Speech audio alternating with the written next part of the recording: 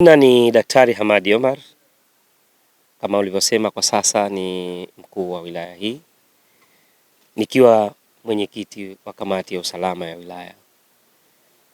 Jukumu langu kubwa ni kuhakikisha kwamba usalama, amani na kuwepo si tu kwenye uchaguzi, lakini kabla ya uchaguzi, wakati wa uchaguzi na baada ya uchaguzi. Kuna maisha baada ya jambo hili.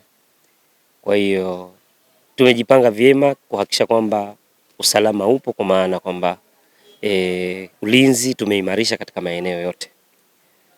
Nimeanza na kituo hichi kuangalia hali ya usalama.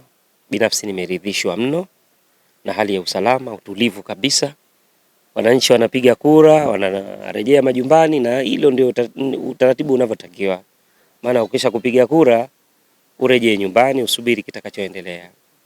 Na kwa mantiki hiyo, kwa kweli katika hatua ya awali ni washukuru sana tu wananchi wa wilaya yetu ya Wete, na zaidi katika hili jimbo letu ambalo tunapiga kura, jimbo la Mtambwe.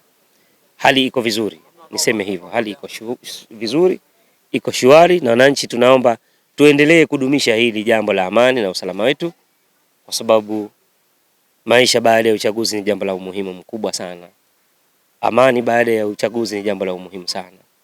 Kwa hiyo nimeridhishwa, kwa ufupi nimeridhishwa, na wananchi tuendelee tu kujitokeza. Kila mwenye haki yake ya kupiga kura basi ajitokeze apige kura ili kuweza kupata mwakilishi wetu wa jimbo hili la Mtambwe ambaye alifariki. Baada ya kufariki ndio ukaitishwa huu uchaguzi mdogo.